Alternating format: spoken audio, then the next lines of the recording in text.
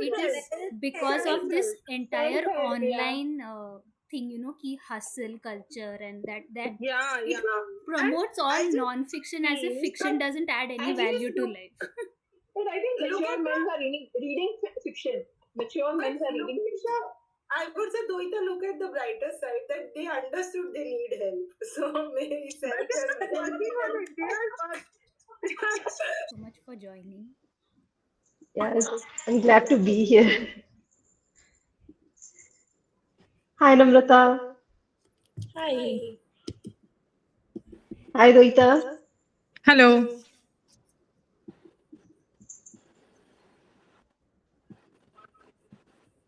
Should we begin? I think it's just us. Yeah, and I have started recording also. Okay. Okay, so first things first. How many of you had already read the book? And okay, one, two. Okay, two of you. And for the others, um, why was it that you didn't pick it up earlier? I've been meaning to, but I never got the chance to. Like, I watched the movie, but like, just like, हाँ पढ़ेंगे पढ़ेंगे. Kept putting it off. कि हाँ ठीक है, we'll do it later. I had picked it up, I think, a couple of years ago, and I think I read the first two chapters and I stopped. I don't know, for some reason at that point in time it didn't hook me that as much, and also the Same. language was a bit intimidating. Mm. Yes, that is also there. I think I tried back when I was in college, like that was like years ago. So same issue. The language, the book seemed too intimidating and everything. So then I only watched the movie and I was like, "ठीक है, let's leave it to that." Yeah. For me also, I started, but I think I read some 25, 30 pages and I gave up too soon because again the language plus I had a thing with classics. I was not good at picking them up on purpose and reading them, which is changing now in the recent years. But yeah, that was that. And for anybody who's read it before, how many times have you all reread it?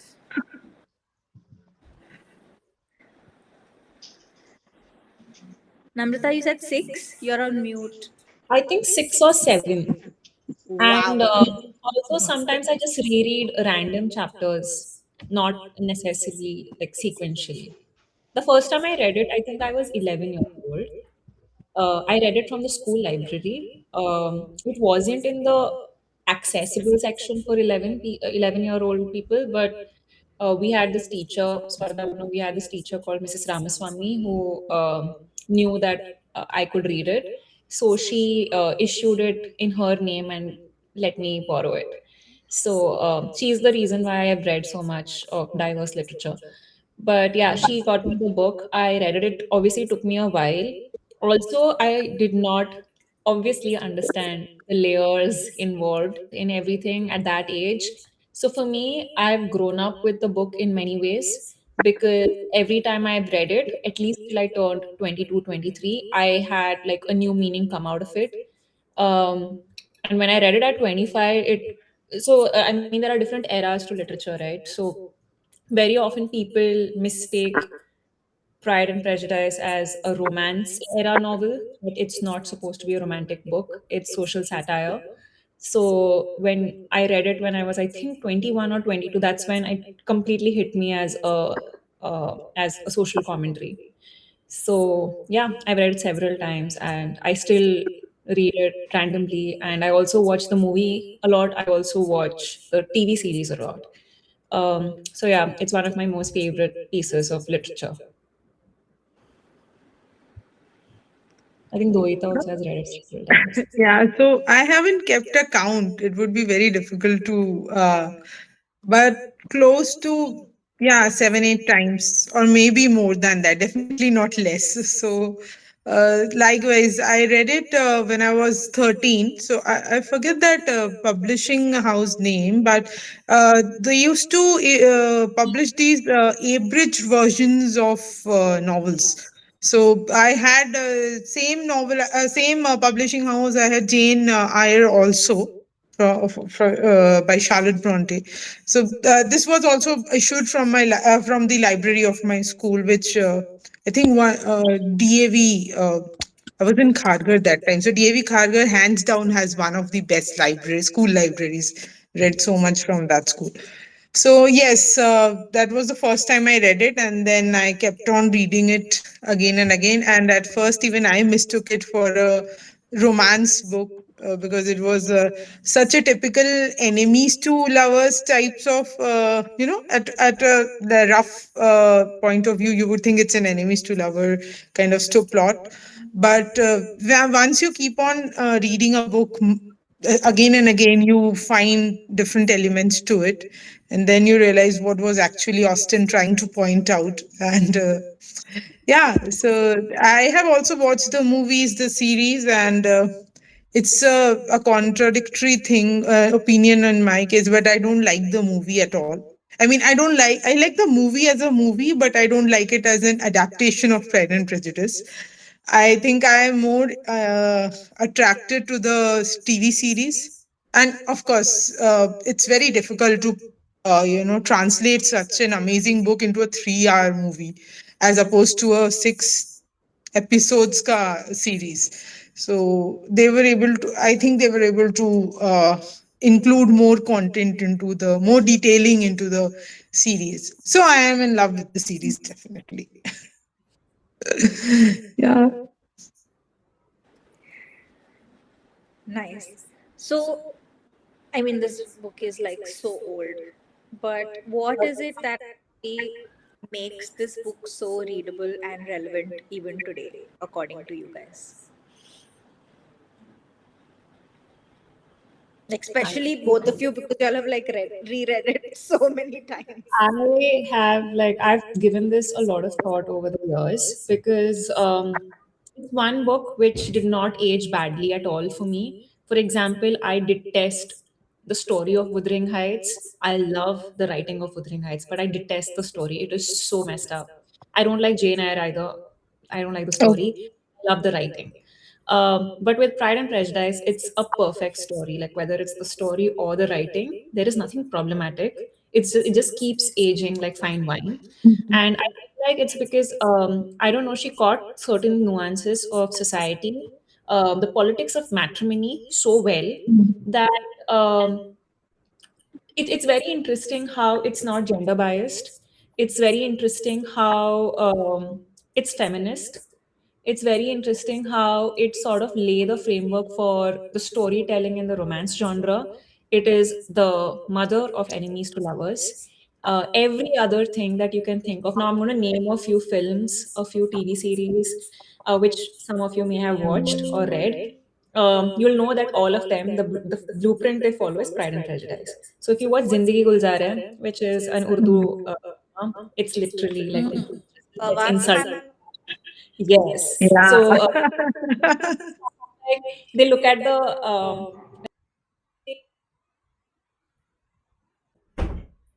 I think that's perfect.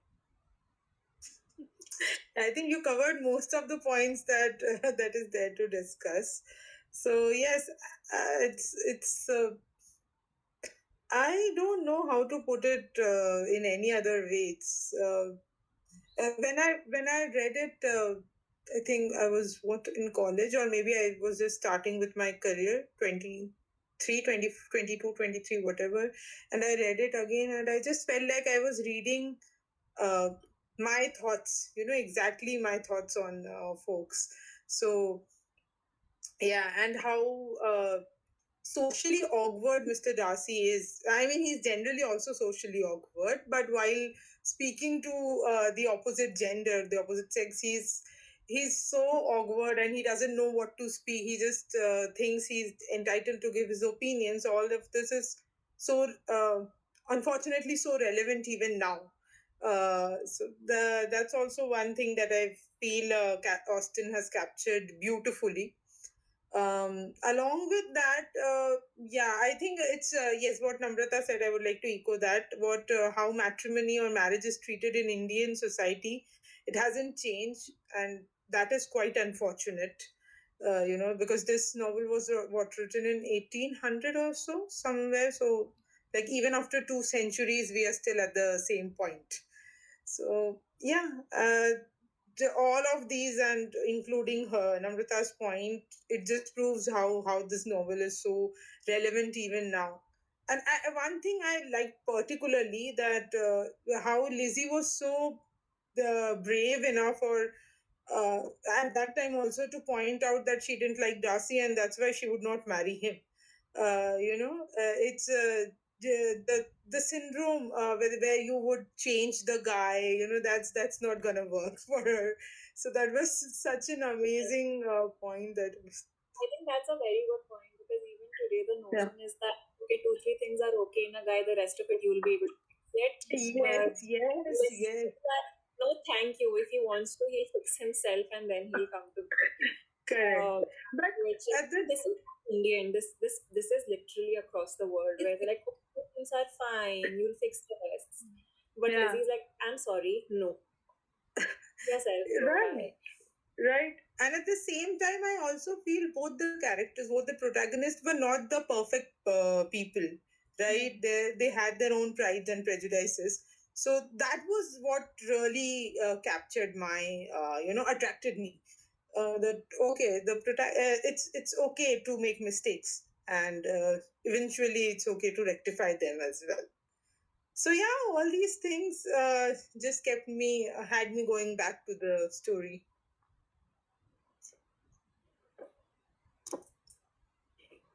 Nice. I think for me, it was also how she has written all of the characters Hmm. and how you still see each of them in some person you've met in your life. Like her parents or her sisters, for that matter, also. I think that is also quite relevant even today. I think best girl dad representation I've seen. I know. Whole relationship. He's such a girl dad. Like I see glimpses of Mr. Bennett. He's such a girl dad.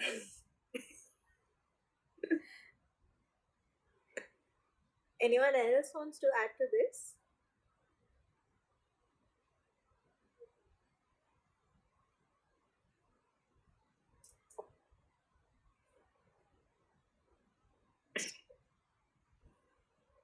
We can move on to the next because this is being recorded and we don't longer pauses. Okay. So before we get into like deeper themes, we will talk about a few lighter things. So, was there any favorite quote that you guys have marked that you would like to share? Obviously, there are plenty of them, but like a couple of them, maybe you can share.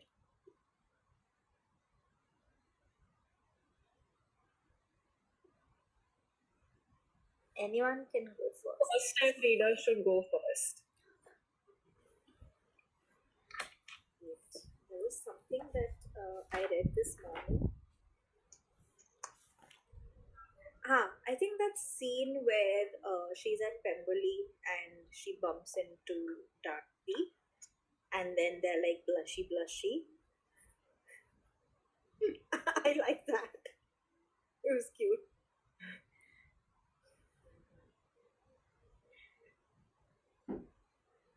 I think, okay, I'm searching for that quote. The exact words actually give me a moment. Quotes are too many, but this scene suddenly came to me because I was just reading it in the garden and it was very nice. I like it when she thrashed him after his first proposal. I think I like that point also is for him, to have that confidence that if I propose to her that way, she'll accept it. And See, on the last, I'll be the one to marry. I know it's her arrogance also. Na? She literally says it with so much confidence. The last fan, I'll be prepared to fail. And then, tada! This is and his the audacity that he's proposing to her while insulting her family at the same time. There's this very popular meme, okay? So basically, Darcy and Bingley are chit chatting, and Bingley's like, "Oh, what did you do over the weekend?" And Darcy says, "I just asked Lizzie out." Like, "Oh, what did you say?" I insulted the family. I said that she's not really attractive. I also said, I also said that I broke her sister's engagement. And then Bingley is like, "That's literally everything you're not supposed to say, bro." Like, what do you expect? Yeah. But I really like this quote. Okay, so I found it. In vain have I struggled, it will not do. My feelings will not be repressed. You must allow me to tell you how ardently I admire love. I like really love this quote. Oh God, Darcy's such a mood, man. Like, I think my mom also has some quote. She's sitting Oh, in really? I could not finish the book. I went very slow. So I'm still towards the beginning. And there's this line: happiness in marriage is entirely a matter of chance. Like that is very, like it resonates a lot. Especially in our society, it's a very big, like, it resembles a lot actually. Any society. A person. That is true, but in Indian society, most of the marriages are forced, right? Very few marriages are like you get to know a person and then you marry that person. See, Liz, it's our first. Yeah, you're right. He literally pointed it out. Yeah, I mean, So in those marriages, happiness becomes like, if the people they match, then it's a happy marriage. Otherwise, you are stuck in a bad marriage, no matter what to do. No, that's But still now, with society evolving, people are separating if the marriage is not happy, if they're not happy with their marriages. But earlier, there was no choice. You're married to someone, doesn't matter how toxic that marriage is, you have to stay married to that person. Right? If you separate from that person, log kya kahenge? How can you do this? And especially if you're a woman, they're like, your life is over, your life is finished, you have nothing else, you won't have anything else to do in the society, so better stay with that person. Yeah. And add a child to that equation, then like death is the last, like death is the only escape for them. So yeah. See, that's why Pride and Prejudice is not a romance; it's a social commentary. It's realism. It's realism. Exactly. This line also is there. Yeah, we can hear you. Yeah. I should think she had as good chance happen. No. She had as good chance as happiness if she were to be studying his character for 12 months. कितने भी run लो आदमी को समझ नहीं सकते वो है के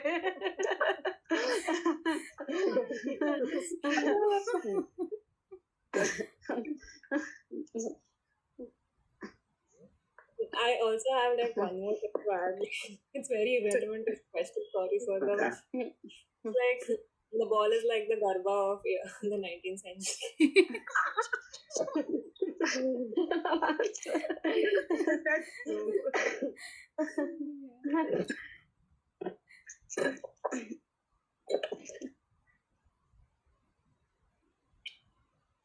Tari, can you hear us now?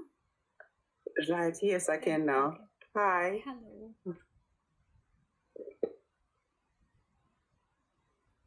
Do you have a favorite quote that you've marked in the book?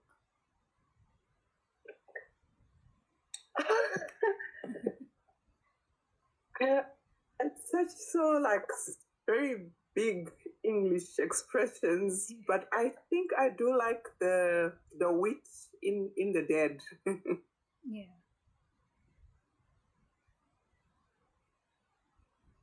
For me, it is actually the very first sentence of the book, which sets the entire tone, and you see her wit and humor in the very first sentence. And I had read this like 2 years back, and I Okay. had seemed to forgotten it.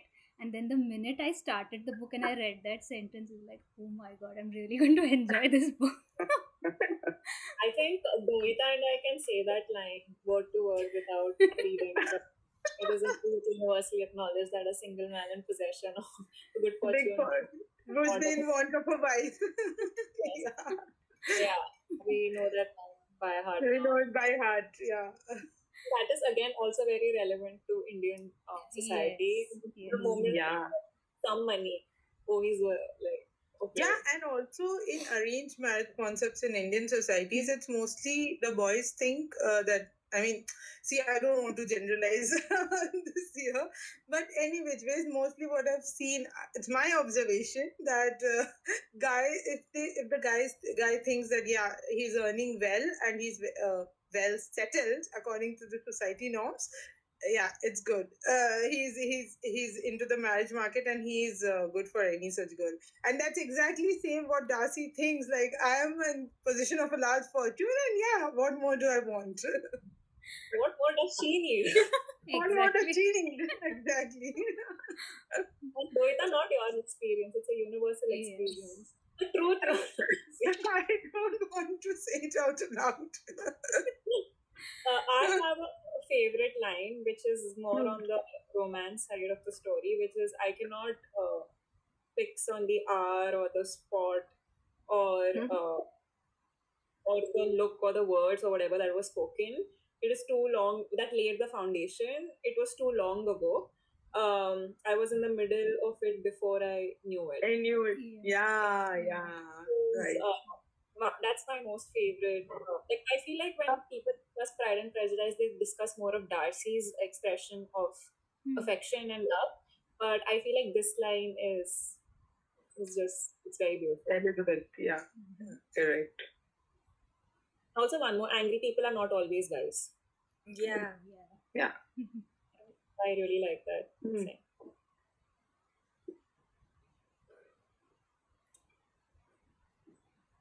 Any more? We have more. Do you really want us to go through all of it? I listening to everybody's favorites. I'll be honest. Like if you'll have more line. Did you touch upon where Mrs. Bennet is asking Mr. Bennet to convince Elizabeth? For Mr. Collins. For For Mr. Mr. Collins, he is like an unhappy alternative is before you, Elizabeth. From this day, you must you must be a stranger to one of your parents. Your mother will never see you again if you do not marry. But I will And never I'll see never see you again if you. Yes. Love that line. It's my favorite moment in Pride and Prejudice because her father supports her in that. It's awesome. Yeah. I think also Mr. Bennet's quotes are quite well known. Like how Mrs. Bennet says, "You have no compassion for my nerve," and he responds, "Oh, they have been my friends for the last 20 years." So even those quotes are quite good, amazing. So yeah, even Mr. Bennet dialogues are pretty. Yes, there's one more which I've forgotten. Okay, so the in the exchange that they have with Collins the first time he's at the dinner table or lunch table, and like those Squeezes potatoes or what I will say. potatoes when Collins is like he's going on about ladies. It's Catherine the Berg, yeah. And this dude keeps asking like, oh, do you how do these compliments come about?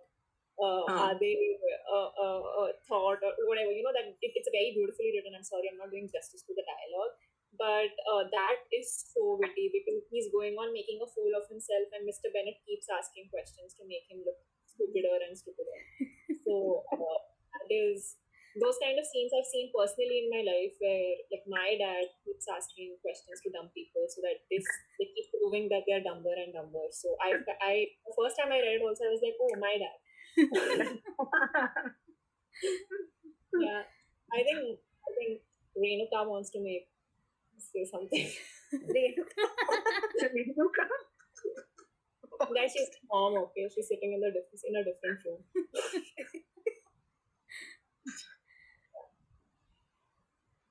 Do you have a line, Mama, that you wanted to say? Auntie, You're you're on muted. mute.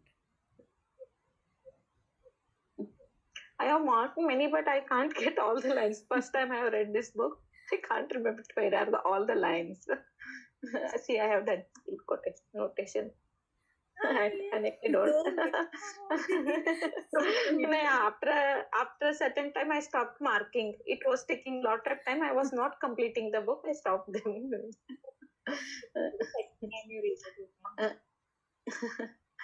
I will okay.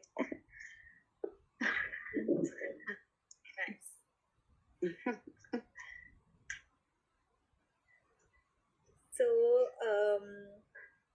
of course, it's there are a lot of hints of humor in the book.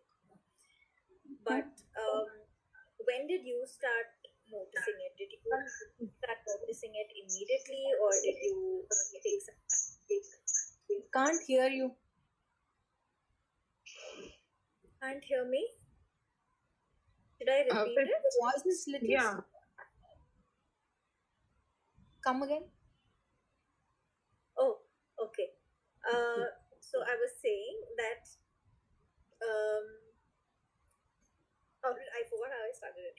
So the book is pretty humorous throughout. Like there are a lot of funny moments in the book. But how did you notice it immediately, or did it like grow on you slowly?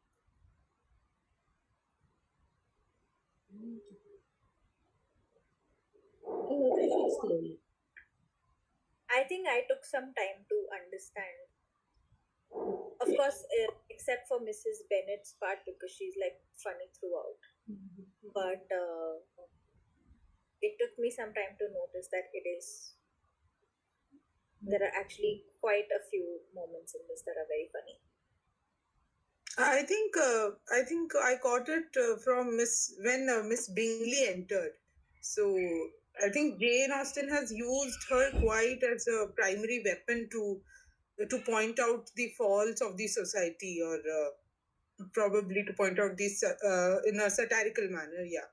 So I think when Miss Bingley entered, that was the catch. I mean, from that time onwards, her statements, her opinion, or her sense of her point of view.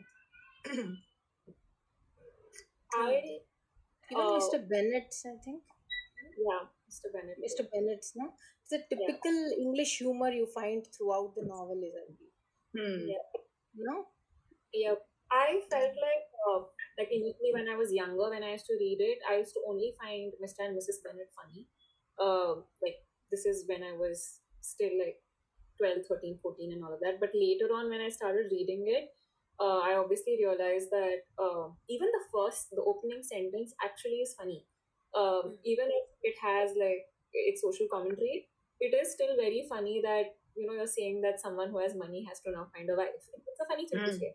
So I feel like there's a lot of humor interspersed within the lines, and it uses a lot of sarcasm.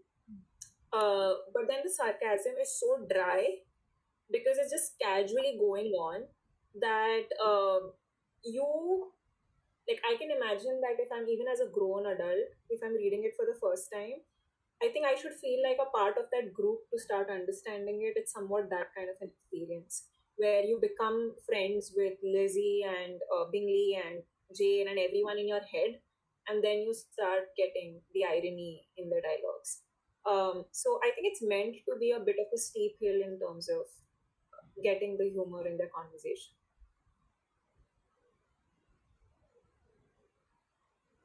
Even Lizzie, in fact, when Lydia says like she marries Wickham and she comes and she says that she literally invites her other sisters. You can come and join the ball or whatever. Those military men where they come so that they can find the guys there. So Lizzie says that I don't want to find husbands like that. Something to that effect. The book is not with me. Yeah, So I don't it's like your idea of finding a husband. finding, Yeah. I found that, and yeah. Yeah. And Mr. Bennett at the end, when Jane and Lizzie ka thing is over, then even Lydia is married already, and then he says, if any more men want to come and talk to me about Maria and and Yeah, very, yeah, they're very, I'm very. like I'm all in like that. I found that pretty funny. I feel so good for Miss Bennett in that scene because I mean she's so stressed about it, and honestly, while she is a character who's like she is tolerable. She is not a like lovable character, and but she's not a bad person either. She's tolerable, but I also understand where she's coming from, even if she's quite insufferable. I understand in that era, like what she's worried about and everything because of the inheritance laws back then. Um, but I just feel so good for her that wow, Jane, Lizzie, Lydia, Lydia. Yeah, three, AKP check. one, two. I'm like, nah, you're having quite. And I'm like 5,000 a year, 10,000 a year. Yeah, he keeps mentioning that. My goodness, each time. I mean, that kind of makes sense. I love the fact about Pride and Prejudice. So, first of all, like, I don't know if any one of you has been following the discourse around broke men propaganda post materialists, where they're like, hey, support the broke men. Like, so what, you're independent, you support the broke men. I feel like I really love how in Pride and Prejudice, you don't feel bad about the money discussion. You don't like you totally get the fact that this is not gold digging narrative. Why? Because those are the circumstances that men have created for women. So now women have to find the best way to adapt to it. So, which is why, like, if a smart person reads Pride and Prejudice, I can't or find a it. kind person reads Pride and Prejudice, they won't think You'll it's go about the outside, money. please. If a dumb person reads Pride and Prejudice, they'll think it's about the money. But it is not, right? I mean, sorry, please carry on. I just interrupted you. That was all I had. It is not. If it was about, my first argument would be if it had been about the money, Lizzie would have accepted Darcy regardless of how he is, because ultimately he has the money. So why not? Why did she even reject him first time? Absolutely. Exactly. You want to add to that? That's why he has the confidence that she would say yes. like he's like the guy in finance, 6 feet. Blue eyes. He's literally a guy in finance, 6 feet, blue eyes. What's there to say no to? Let's do about it. Twice. The thing about him is he's rude and desperate at the same time. Have you guys observed? Yeah. He's rude, but he's so despo. Like when he literally, I feel he was pleading her, and at the same time putting his parents down, putting her parents down and sisters down. I don't know. I won't call him desperate. I feel like desperate is Collins. Desperate is Colin. Okay. Yeah. Desperate in love. Like he yearns for her, he wants her. Like desperate with a negative connotation is definitely Collins, where he's like being Collins and Miss Bingley also, even she was desperate for Darcy. Yeah, see, Collins, they are in a different league, man. Like you cannot. Collins and Miss Bingley are in different league, though, totally. He gets bad proposals in us. Bad, one after the other. One after And that about Collins, like when when Mrs. Bennett says that Jane is engaged, he immediately shifts to Lizzie. Yes, exactly. Yeah, that tells you his character in just in that single sentence. I mean, like the way he speaks out, that tells you like what he is like. Right, absolutely.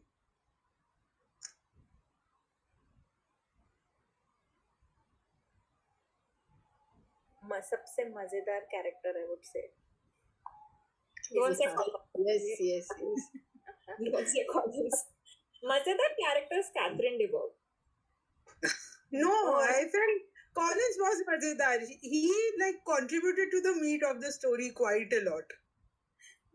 How you guys like this letter, man? Like when he writes a letter To to Mr. Bennett. to Mr. Bennett. When The Lydia first gets time, married. yeah. When I mean, Lydia. like, Extending the an worst olive thing- branch to something like that is. No, just to put her out of the family and Yeah. bad luck has fallen on the family and blah blah whatever. I don't have the book with me. I don't know. College is a metaphor for male entitlement. Mm. Agree. The rejection, he reacts very badly. Yeah, Yes. he immediately proposes to Charlotte, the lupus girl. Yeah. Bichari. The best friend, the desperate best friend. Yeah. Thing is not the tacky one. Like it's literally survival related. Yeah. Yeah. That's cool, man. Like I have so much. I've despised Colin for a good 17 years of my life. Like I hate him. Anybody will hate him, seriously. Yeah. But you know what? Most, like at least 50% of the male interactions I had post 25 in my life are Collins. Is it? Yeah, it's not hard to believe at all. Not hard to believe. Mm-hmm. I don't want to speak on it much. You've met 90% Collins, though.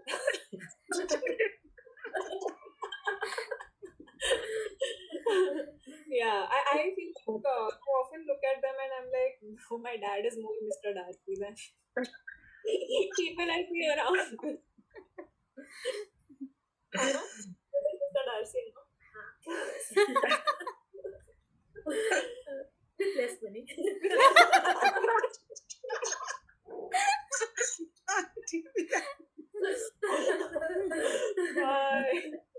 Dara has an interesting question.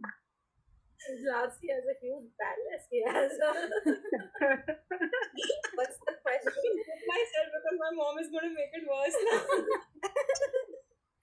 So Dara asks that do you guys know any guy who has liked this book? You do? Yes. Okay. Yes. I don't know any guy who has. I mean, I haven't met guys who have read this book, unfortunately. Most of them have seen. I feel like y'all should force the movie or series instead of the book because it's more accessible. Pride and Prejudice is a difficult book to read for girls also. But I have a lot of friends who have watched it. Friends loved it. So I know guys who have watched it and they don't really have a very good opinion of it. They are just like, "Hey, ye kya hai romance? Bore ho gaya main to." So it was just like they just got bored of it apparently, and they didn't really like the movie. Sarah's point over there, which is like they're like that bunch of people who just want to get married. I feel like guys who understand if we talk to them about how just getting married was like a survival situation in Victorian or Georgian era, then like people do start looking at it differently. It takes a while because it's old. It's very it's in an era which is very separated from us, though it's very relevant. It happens in our society even now, but men are not going to accept that, right? Because then they'll say gold digger, gold digger. So that is a little difficult for guys to understand. Can they do that? My brother watched it like when he was very young, and he was like, this is a good film. He does not want to watch it, so he watched the film. But the gist is conveyed in the film also. So he was like, this is an excellent film. I love the story. I can imagine that the book is good. I don't have the time to read it. But he loved the film. It's a matter of what kind of guys are okay with discussing it as against just guys not getting it. So the book actually disses the male sex quite a lot. So yes, you do require patience and courage to read it. And intelligence. It's like a guy who says not all men may not like the book. True. So that is the thing. But that's a very good point. It's not a chick flick. That I'm pretty sure. It's not a chick flick. Not at all.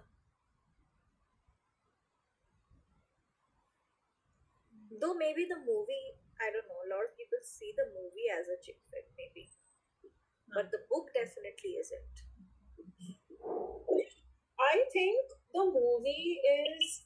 I don't think it's categorized in the chick flick section, but it does get very strictly categorized as a romance. Romance. Men generally do not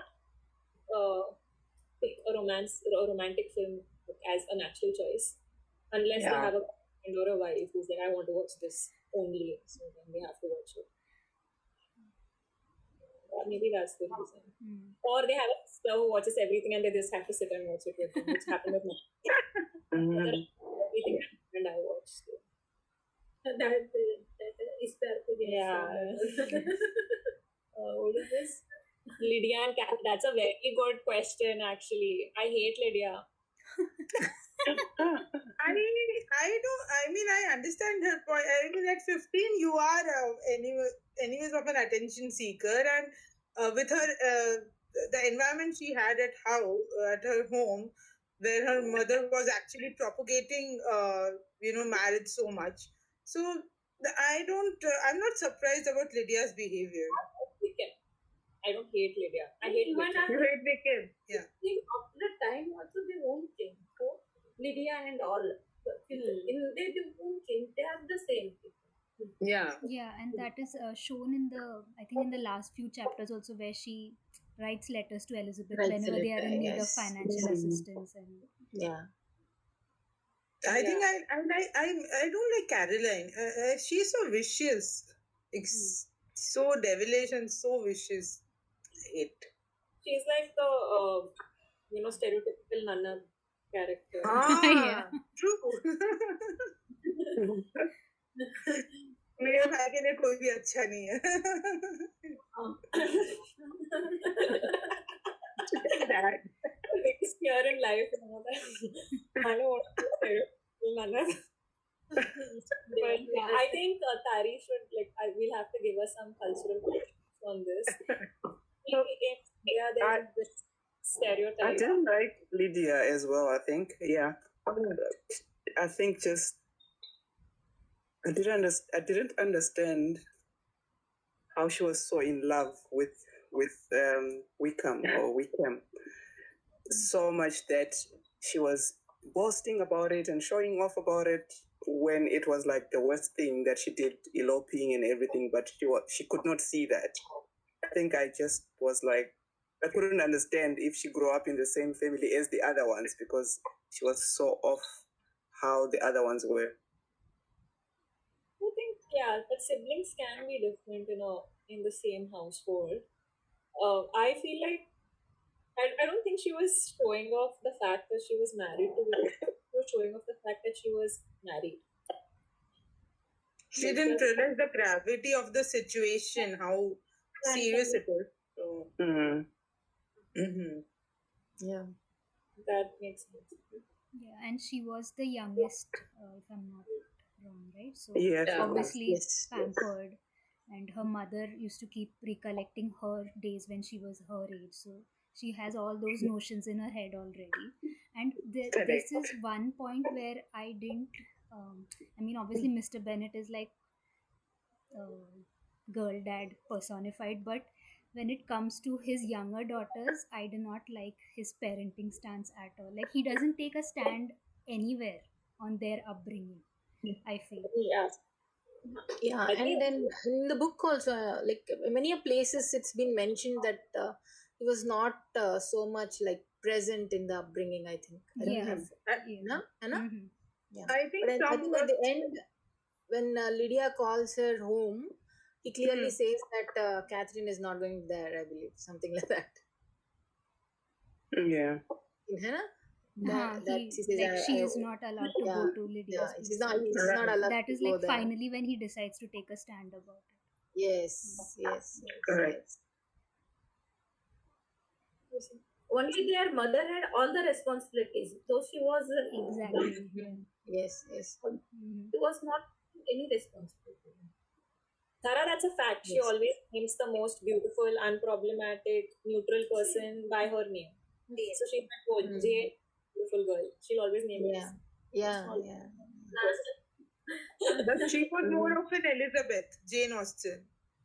Yeah. I think she's Yeah. Definitely. Definitely. Yes. old. What? You got cut off. So, like, even if she names the most beautiful girl by Jane in all of her books, she's more of an Elizabeth. What Doita said, I'm like, she is Elizabeth 4x 5x. She's not just Of course. Elizabeth is like totally toned down version of Jane Austen. I mean, Jane Austen had authenticity. I feel like so much of what we are doing, allowed to do in our lives right now, we owe it to women like Jane Austen. She published books, Seriously. published bestsellers at that time. So it's some insane thing. So ahead of her times, I feel, no? And she wrote all of Absolutely. these books before she turned 22, is what I read. So that is, Yeah. Even I I read mean, that. that at So having to have so the much maturity at that age to, Yeah. understand how Yeah. society works and to convey that with True. such dry wit and humor is amazing. Quite commendable. And also just the consistency, also the sheer courage. I mean, you have to have very crazy audacity to do something which literally you are not allowed to do. It's looked down on if you excel at that. And now she's like, I don't know, she is easily the greatest author of all time. So I wish she would have seen the success. That would have been great. It's a pity she didn't. But yeah, I feel like Jane Austen she's like a hero. When he supports Lizzie when he doesn't want to marry Collins. He loves that. Everybody craves that. So that kind of. But like to someone's point, I think my mom's point also, like he only steps in as a parent for Lizzie most of the time, as compared to the other daughters. Yeah. He has a favorite child. Favorite. Even if he has a favorite child, he must take responsibility for all. All of them. True. Yeah. And that's where the realism of the book hits. Like no character is perfect, and it's humane to do the to make these mistakes. So Their mother is equally stupid. Even though when they are most problem, that time also she is celebrating her marriage. We want that. That's shocking. Yeah. Right. She's like, how can she get married? How can she not get married in Longburn and what with all her friends and stuff? True. And then she easily says that their uncle should pay for their wedding. Yeah. He's their And uncle. if he hadn't married and he didn't have his own kids, all his money would be ours. I mean, who says that? He's already helping them so much.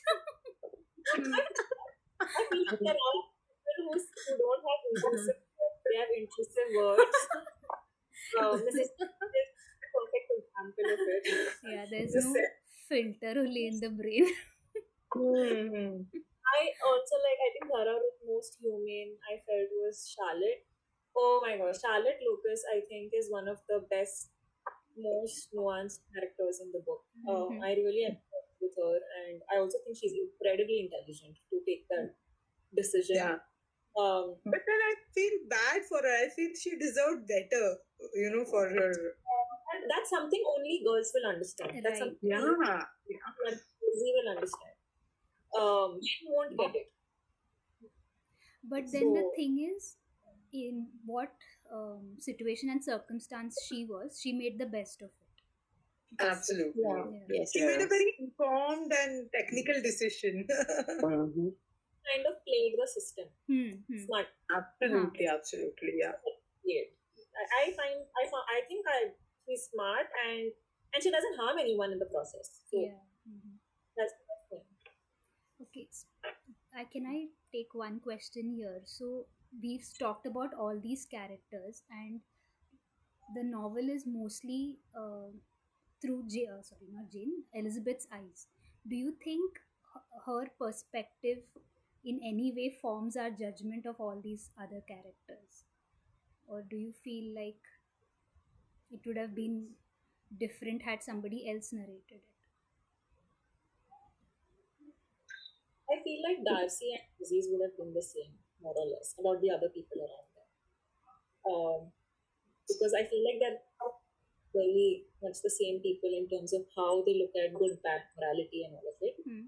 Um, maybe the initial few chapters would feel different, but then halfway through it would feel the same thing.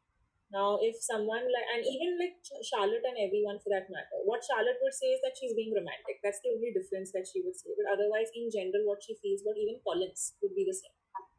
It would be different if it was being narrated by someone from a different generation. And for that, I say Bennets, like the elder Bennets and the younger sisters. Like if Lydia was narrating it, it would have looked like it would have looked like everybody is stupid and Lydia is smart.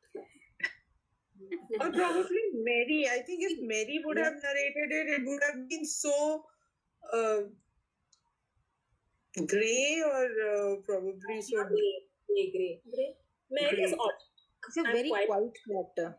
Like, very few things to say, See, I feel, any book when you read, whenever the narrator is telling you the story, when it first of all, it depends on your state of mind, number one, how you look at the book. And second thing is, in one go, you may agree to the narrator or you may think those things. But when you sit with the book, after you finish, you will get into the things and you'll have your own perspective, is what I feel. Yeah, I feel if Mary would have narrated it, it would have been a very neutral perspective, and probably each reader would have his or her own opinion about each of the characters. I agree to what Soumya said, that now, since it's Elizabeth, we have quite high opinion of Elizabeth in our minds. Probably if it would have been someone else, we would have judged Elizabeth also for various things, for believing him, for that matter. Ultimately, it's a reader's discretion. Yeah. Caroline Bingley's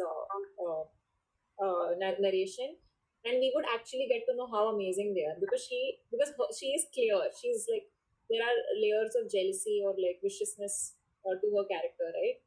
People who are jealous don't, in their mind, they don't say bad things about the people. They just, they know that, okay, they're actually formidable people. They are good people or whatever. They're really competent people. I think Caroline Bingley's narration would have been the right narration, because she's disconnected from the ecosystem in a way. It would have been fun. But Mary, coming back to Mary, it would have been dark, because I feel like she is not fitting in that puzzle at all. And I've always felt this, that Mary is on the autism spectrum. Autism was not. Yeah. And also, I feel it also didn't really, develop. Her character was not developed, probably being, the middle child, and how one gets neglected as the middle child. So probably that was one of the things.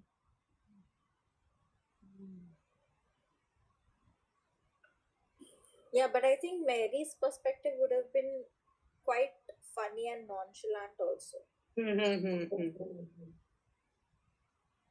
Like, I don't care what's happening. The news, which is, I think, I don't know if it's BBC or what, but there's a new Pride and Prejudice spin-off, which is called The Forgotten Sister. It just started airing, or it's going to air now, and it's from Mary's perspective.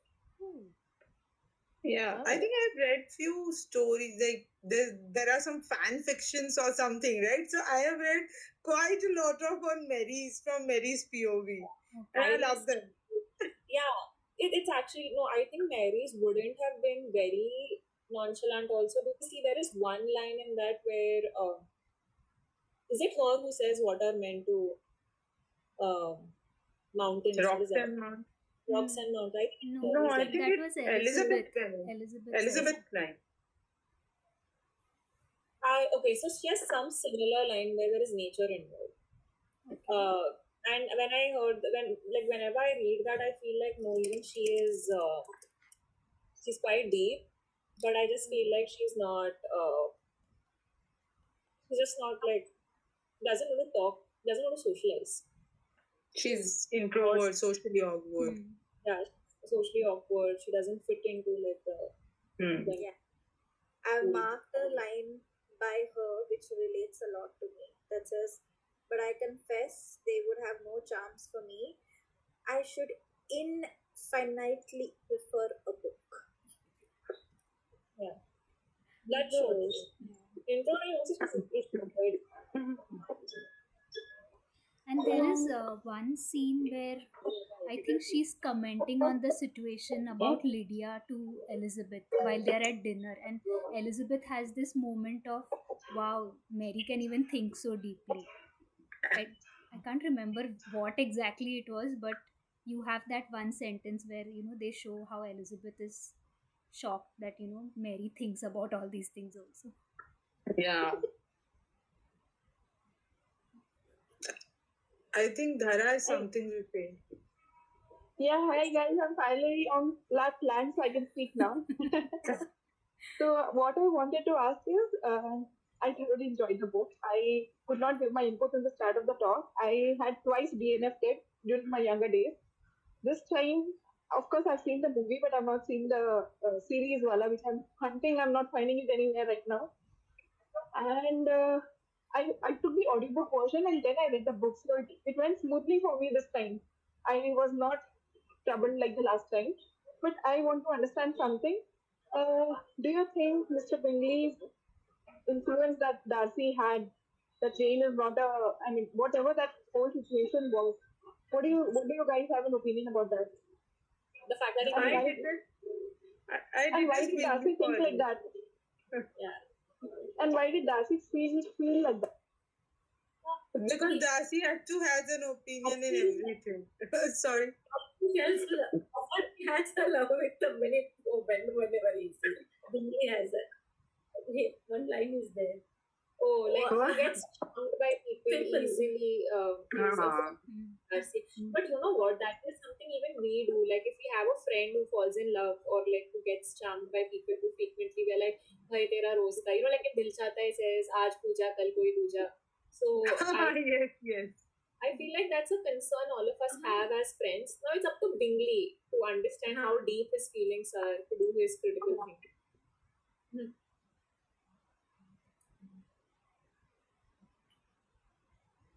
But it's so interesting. They've explored this also. Best friends influence on your Love life. Love life. yeah. But what I don't understand is I mean, I'm trying to understand is why Darcy had to be so, I mean, strict with his views with Jane. I mean, he didn't do anything to get No, into but that cycle. he wants his friend to have lifetime of happiness. So seeing their mother, he had this thought that probably Jane is marrying for the money and not for the love, and he wanted his friend to marry for love and be happy. And also Jane is like not expressed in many ways. Jane is sorry. Jane isn't like typically expressive. Yeah, Charlotte points that out that probably she has to translate it to Bingley that she loves him, likes him. They discuss also. We know that she is a good person. No, The other other person person will may not. not They know. discuss. Yeah. And I feel like that's a very, I think that's the best prejudice that's been explored in the book actually. That on both Lizzie's part and Lizzie gets me that Darcy didn't get, like Darcy jumped to a conclusion so soon. But when initially she has a good opinion of Wickham and a bad one for, it's also on the same basis where she's like, oh my god, Wickham's got such good manners, he's just so approachable. And so it's like both of them commit the exact same error. Yeah. I was actually so relieved when at the end of the letter we got to know Wickham is the villain, because by that time I was rooting for Darcy somehow. Please, कुछ तो अच्छा किया होगा इसने. Something he must have done something good. Is not. I feel like the conversations between Lizzie and Darcy are just so invigorating. From the very start, I used to like read it and I used to feel like, oh, it's so like Goosebumps all over, right? yeah, like the chemistry. And why? Because they're debating, they're arguing. That about things like what do you think about women reading and all of that. And Yeah, yes. So I was like, that is chemistry. Like that's proper chemistry. Absolutely. And Yeah. okay, I have to think. All of us over here read. If you all read romance, you all will see that it's always the mind of the guy, like what is going on in his head, that is used to describe that he's developed affection. In Pride and Prejudice, we don't really get into the. We see their dialogue as an external entity, and we're wow, they have got chemistry. And I think that again, like, is one of the main reasons why it stood the test of time, because they actually talk and then they like people. Yeah. They talk shit also, and then they realize, oh, this guy is talking shit, and then they call each other out, and then they improve it, and again they play. So I feel like they literally communicate. That's why they're in love. So I think that's it. Your friends, guys. You don't make Mr. Darcy's anymore. Yeah, I suppose so. Even in books, yeah. Even in books. No, serial books. Yeah, seen in many TV. series. Yeah, I've seen it in TV shows. Like even in K-dramas, I've seen K-dramas, people. Okay, I'm not following that loop yet.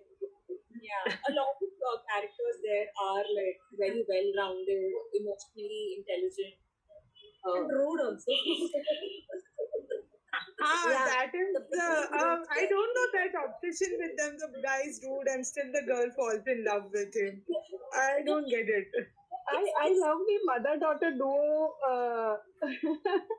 defending Darcy and the K-drama. Oh, we love Darcy. Yeah, we love Darcy. Who doesn't love Darcy? We all want Mr. Darcy, but we want the second version of him. We don't want the. See, I'll tell you something. If all of us had enough time, Yeah. then we'd be open when someone was fixing themselves also. Right? But Exactly. it's that he fixes it. You know, it's not the fact that he is intelligent or whatever. It's the fact that she's like, bro, I don't like this about you. And he fixes all of it. Exactly. Yeah. And I just feel like that is what everyone is very mesmerized by. That, Changing is a what you're changing is a good thing. yeah. One who changes is a good for good reasons. Yeah. Not everyone is perfect. Yeah. It's the lost idea of a guy knows to take a no for once. Oh. No. Yes. Oh, this is something I've not thought of. So not only does he take a no, but because he's not convinced, he still wants a yes. He works on it. He works on it. Like the people are like, "Nah, I'll talk you or I'll do some rubbish like that." Ah. And then he gives her an option that if your feelings are unchanged since last April, yeah, then. Yeah. वो बस क्या उसकी aunty से she talks I mean she don't reject in front of her aunt. Yeah. He Because comes with that. she doesn't reject her. Yeah, that's why he's a hope of light. He's like, okay, probably I have some chance left. Oh, and I absolutely love that entire scene where she completely rejects that lady's authority, and she's like, how can you go against me? And she's like, you have no right to make decisions for me. Imagine Darcy's mind is like, yes, there's some chance. Wow. I genuinely don't feel like in real life men like women that much as Darcy likes. I'm not talking about love. They might love, but they don't like women that much as Darcy likes Lizzie. They find them intimidating. Yeah. Yeah. And she doesn't get a bit intimidated. Those dialogues are too good.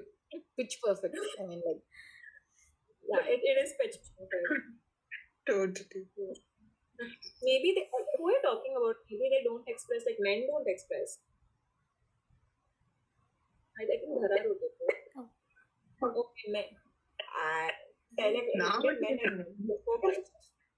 were men expressive before now, like were they? You're old. No, I feel like men never expressed. Like I have not seen. I've seen very few in like the older generation, like our parents' generation, who were actually expressive. But most uncles I have come across are not very expressive. And it's very I But it's sadly because sorry, Dhara, go ahead. I just want to put a statement that even Darcy was not able to express it. I felt he was socially awkward, but he overcame it over the entire book. You could see the changes in him. So that is what it is. That you have to become expressive if you want a girl. I think if a guy reads Pride and Prejudice and understands the essence of it, it would be really easy for him to get The the girl. Yeah. Don't watch Korean series. Otherwise, how are they going to read? No, that's definitely not going to help. No, actually, she's right because you have to be like slow. You need to have a patient mind to read books in general. Forget Pride. If you suggest a Korean series, they won't. They get offended because in that the men are just so nice. They get offended because they've been asked to watch something where men are treating women nicely. So, wow, everyone did this. Like, of course. It's true. And here Elizabeth is pointing out his flaws. He's ready to work on them. Which guy nowadays would do that, no? I mean, the first reaction for them is taking offense. Yeah. And The this guy one difference is that earlier people just took offense, but they didn't necessarily give up. There were many people who didn't give up. Now guys give up like this. Like this, yeah.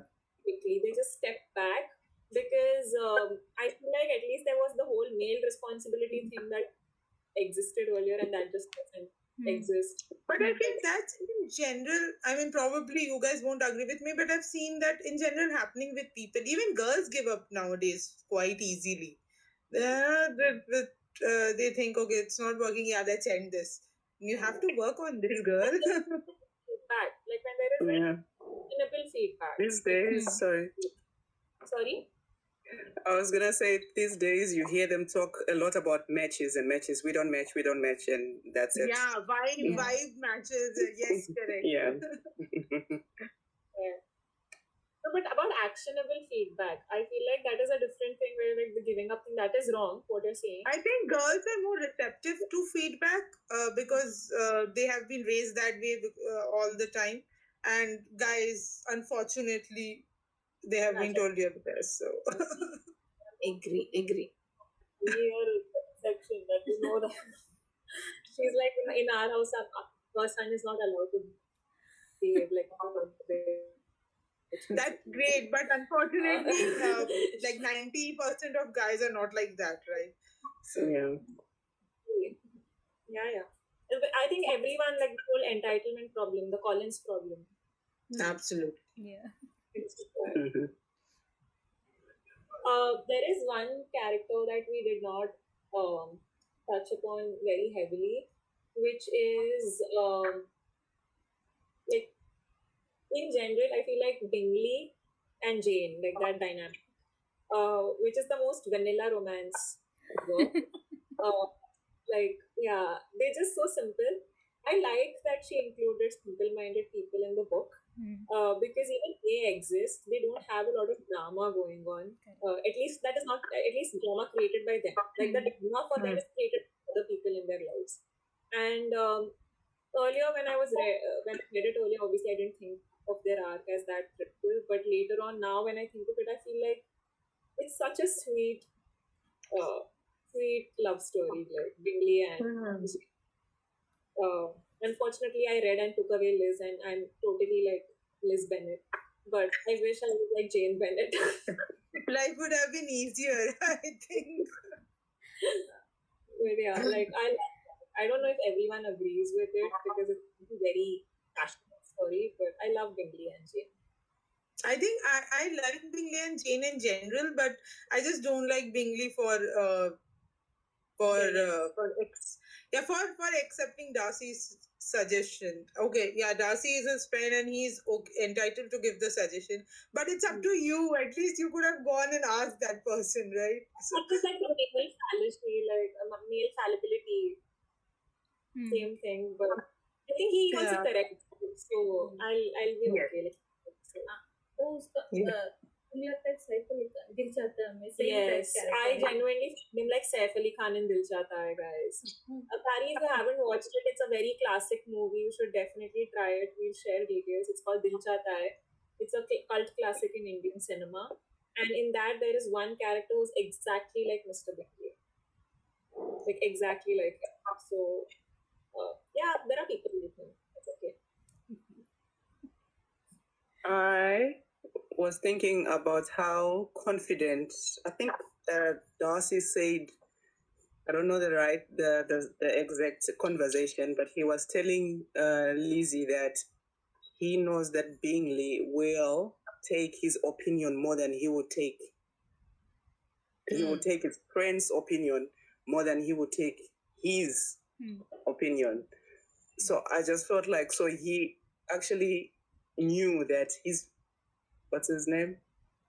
Bingley will listen to him, whatever he says about his relationship, and take it. So that's the part I didn't like about him, that he was such a person that someone knows that you will take my input on your affair. So that's the part I didn't like about Bingley. I mean, had it not been fixed, maybe it would have been something worth really. Yes, the thing is that it's just and fixed it again, so it just worked out. Yeah. But I really like the friendship arc. Like, it was such a non-vicious and not just, they just cared for each other. They genuinely cared for each other. They're like girl besties in many ways, you know. Yes, absolutely. No, not at all. They don't talk about anything important. We're telling you. No, yeah, they are literally like they discuss everything. I just want to give an input. I like when Bingley takes the other sisters for walk when Darcy and they have to figure out, Lizzie have to figure out towards the end. At the end, yeah. Yeah, when the mother is sending chaperones and he's like, they don't, कुछ discuss करने के लिए he takes the sisters for walk, right? That's what's happening. Yeah. Do you guys remember? Yes. Yeah. It's such a wow. It's such a good book, you know. Like we can do wise discussions about this. There's one funny meme. Do you all know this? That the lowest. So I had actually seen it before it became a meme. So like the half or 1-star rating on Goodreads for this Pride and Prejudice is that I don't get the point of the book. It's just people visiting each other's houses. Visiting each other. Yeah. I have seen that. Yes. And going to Unannounced and for tea. And for tea, yeah. Unannounced. Mrs. Bennett, Miss Bennett, Miss Bennett.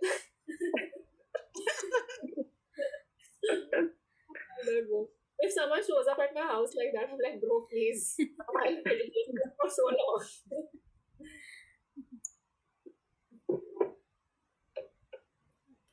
Okay. Shall we move on to the next theme?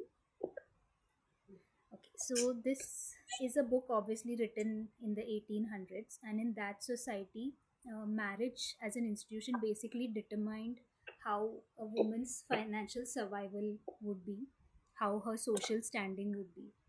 And with that in mind, what do you think of the different marriages in the book? For example, Mr. and Mrs. Bennet, or Charlotte and Mr. Collins, Lydia and Wickham. Marriage of convenience. I didn't get it. Somewhere, can you ask again? Yeah, so this book is written in an era where marriage determined the woman's financial standing and social standing. So, and like that was priority more than whether the couple were happy with each other. So, what do you think on the basis of that notion? What do you feel about the different marriages that are portrayed in the book? So like couples or marriages? Couples. मतलब the marriages that are depicted through the couples in the book. What do you think of them? Marriage of convenience. Okay. Yeah, But which characters do you feel Charlotte and have Collins. marriage of Charlotte convenience? and Collins was convenience. Okay. Mm-hmm. Lizzie and Darcy, they're they are totally in love and intelligent couple. Love and intelligence. Okay. So I think he has. Also, after even getting married, their life is, she asked, "Why did you? I am the first person to challenge you for something." She asked, so she is any. Their life is totally witty. They're not witty, but I feel like intellectually, intellectually connected. I think Jane Austen, like with all the characters, she has have a good balance of both, like marrying for love and marriage of convenience. So if you see Charlotte and Collins, or I think at some point even Mr. and Mrs. Bennet had a marriage of convenience because they were totally mismatched for each other, right? So, but then again, we have Jane and Bingley and Elizabeth and Darcy who married for love. There is an implication somewhere that Mr. Bennet was attracted to the beauty of Mrs. Bennet. Yes. It is there. Like, And afterwards, he found that he is a very shallow person. Yes. Yes, that's mentioned. Time in library, he don't want to just time for the family or her. He don't Yes. understand and tries to yeah. That is way, what- even Mr. and Mrs. Gardner, that uncle and aunt, I think Yeah. they were also a better couple. I think. They are a nice couple. Also, like I love And the fact that Darcy talks to him, that Mr. Gardner rather than Mr. Bennet, speaks for that. They had kids, right? Mr. and Mrs. Gardner had kids. Yeah, they had They had four kids. kids. They had kids. Yeah. They have Oh kids. yes, They have kids. Jane they have given. Yeah, yes. Correct. Their couple was actually a good couple. Both are intelligent, Mature, emotionally very mature. Yeah. Well, so there's this book, okay, which is by a very famous thriller author. Okay, she writes like she's turned some of the best thrillers, and she also has a Dame status in the UK, which is like it's crazy. So she wrote this book called Death Comes to Pemberley, which is set 6 years after. Sorry. Yes, I think I've seen the movie of Death Comes to Pemberley. But it's 6 years after Lizzie and Darcy's wedding. They have a child or everything. And there you get to see how their marriages are, like Lizzie and Darcy's and Jane and Bingley's, Wickham and Lydia's and everything. And actually it feels like this would be the case. This would be the scenario. It's quite interesting. And like even before I read that book, I always felt like Lizzie and Darcy will keep challenging each other on ideologies for the rest of their lives. And that kind of feels exciting to me that they'll always have like challenging notions and things like that. I just feel like when it gets heated, she'll be like, don't enter this room. Get out. That would be so cool. Yeah, their marriage would be one where there would be constant back and forth, but it would be not vicious. It would be to understand each other better. And I like the way that they have shown what is her name? I forgot. Darcy's sister. Georgiana. So once Elizabeth goes and starts living at Pemberley and she comes to live with them. So she's like shocked to hear some of her ideas and the way she challenges Darcy. And she realizes that, you can be like this also. It like opens up an entire world for her. Yeah, that's the world at least opened up to all the girls in the world.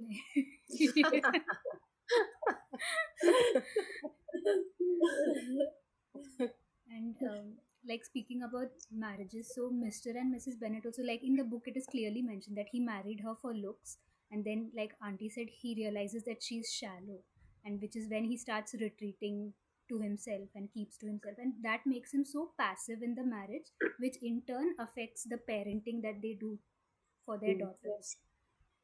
Yes. I mean, how one decision can that's have good that depiction domino of effect over your entire life and your our life. children's Yeah. lives. Yeah. I think that also depicts how men choose women, right? In general, even now. Like, it's so common a phenomenon, like an intelligent, well-to-do man will choose a woman just on the basis of her physical appearance and then be disappointed by the fact that she's only got physical appearance. I'm like, bro, you literally chose her for well, that. you can't isolate her now. So that is very common. I feel like so many dead marriages are dictated by this phenomenon. I didn't quite understand why. So it's in the book. It's mentioned that out of all the three son-in-laws, he likes Wickham the most. I didn't understand the. No, sarcastic. Sarcasm. Oh, it was Yeah. sarcasm. Yeah. Okay. No, was it sarcasm? I think Wickham's manners were very easygoing. Probably that's why. No, it was sarcasm. It's the last Was it? Because the order is the exact opposite. It's like he says Vic, Lee and Darcy. Okay. Which one he likes Colin. Sometimes he says that I like Colin more than men. Yeah. Yeah, I didn't get that. Okay. Wickham is a playboy. Like he's the classic playboy. She's even shown that in her book. Like Mile was when that line came. I was like, what an end. Like it started with a sarcastic line and it ended with a sarcastic line. Yeah. It comes full circle. Yes. Do you all think Elizabeth judged Charlotte very harshly for choosing Mr. Collins? Yes. Totally, yes. Anyone would, I think. And Yes. how And do you feel her opinion changing when she goes and lives with them for a month or like? Very human, very natural. I feel like she would have understood it even better as years passed when she understood the intricacies of marriage and matrimony. And I also feel like it's a very accurate depiction of intelligent girls in general, independent girls in general. I feel like if you identify as an independent girl, you'll get it. We are very quick to feel angry about women who take easy routes. Just because we are not signing up for it, we feel angry about others. But again, like circumstances are very different for people. Politically, we are all in different positions. The way you look determines your political options. Right. So I feel like she obviously judges her harshly, but I also empathize with why she's doing it, but she's wrong. Correct.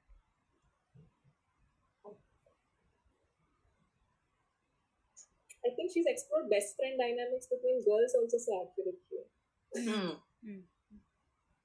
So accurate. I also like how Jane is passive about these things. Jane does not feel the need to have a very stringent opinion about everything. Yes. Yeah. This helps kinder. Like it's easy to be kind when you don't have too many opinions. Yes.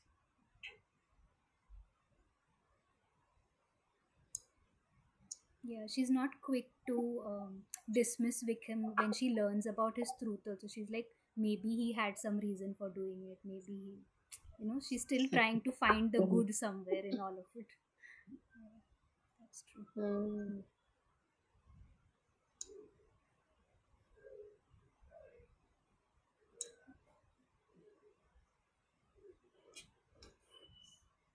Are we missing any questions? Yeah, I am also checking that. Can I ask you? Yeah, please go ahead. Yeah, so people who have read other work of hers, which do you think is this the best one or are there any others which are good as well? This is a discussion though, it has month. For me, it's Emma. For me, it's definitely Pride and Prejudice. And Emma, for me, like Emma more than I read Pride and Prejudice more, but Emma, I think objectively it's the most difficult thing she's written because the main character is not likable almost till you reach the 80% mark or so. And yet, the novel, yet you root for her also, despite her not being likable. I think writing a female character like that during that time, with your whole tonality being mostly comedy and sarcasm, is, I think, brilliant. I think you have to be like extremely intelligent to write something like that. So for me, it's Emma, and also it's gigantic. It doesn't bore you, despite it being so huge. It's a behemoth of a novel, but in terms of revisit factor, it's always Pride and Prejudice for me. I can read Pride and Prejudice for breakfast, lunch, dinner. Emma is like, okay, I'll sit and read once in a year or something like that. But yeah, Emma for me is, I think, one of the greatest books of all time. Not just by Jane Austen. It's my most favorite novel. It's been my most favorite novel since forever, till I read East of Eden. Then it became my favorite. Otherwise, Emma was my most favorite novel. I read it when I was 16 or 15. That was when I first read it. Because Aisha had released in India adaptation of Emma, yeah. And I read the book then, and I was floored. Then I read it again and again. Too good. Like, technically one of the best books, but Pride and Prejudice revisit factor is that's this. Too good. Some of your friends say Persuasion is also good. I have not read it. Is it? It's good. It's my third favorite. Persuasion is good. Persuasion explores the trope of taking chance. Yeah. I feel her most like boring or probably like books will be Mansfield Park and Mansfield Park, like probably at the end, and then Northanger Abbey, then Sense and Sensibility. Yeah. I like Northanger Abbey more than Sense and Sensibility, so I would Northanger Abbey, Persuasion, and then Persuasion, Emma, and Pride and Prejudice are 10 on 10 novels. Okay.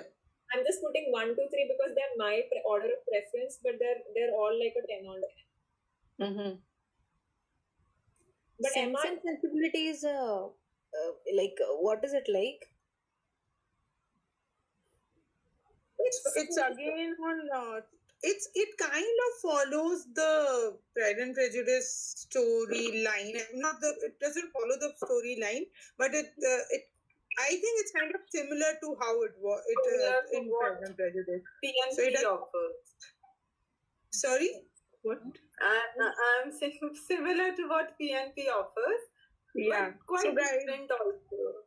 So, yeah, that's my sister, guys. That's why we look so similar. I would like to give an input on Sense and Sensibility, since I've just read it. So in that the father figure has died. So the mother is there with her daughters, 2 daughters, and the son she has a sister, daughter-in-law. So not good terms, whatever.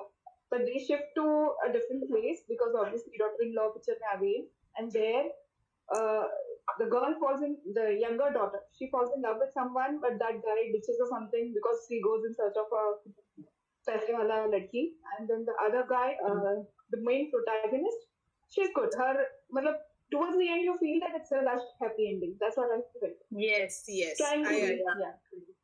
I also feel this and it's the first book of sorry Namrata, you were saying something. No, I was just saying that if I had to summarize the main takeaway of like the essence of Sense and Sensibility, it's that don't determine your choices regarding your partner solely based on romanticism. True. It's that is the gist of Sense and Sensibility.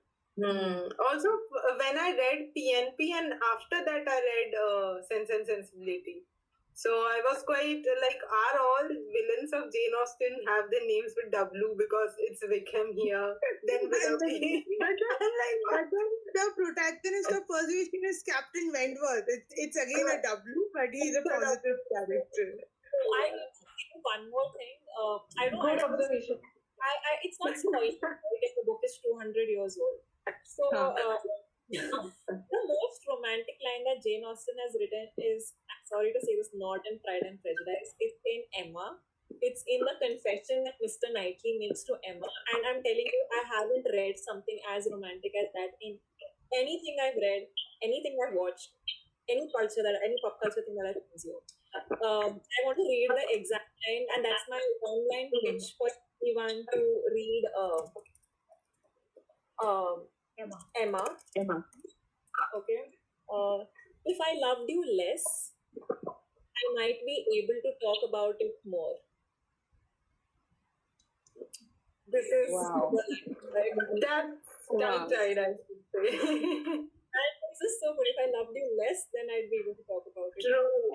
So much. Actually, I don't think Pride and Prejudice has a lot of romantic lines, I would say. Definitely, Darcy does profess his love at some time. But I think it's too self-centered in himself. Like, if I see it in today's world, I'll be like, I'm happy I read Pride and Prejudice when I was teen.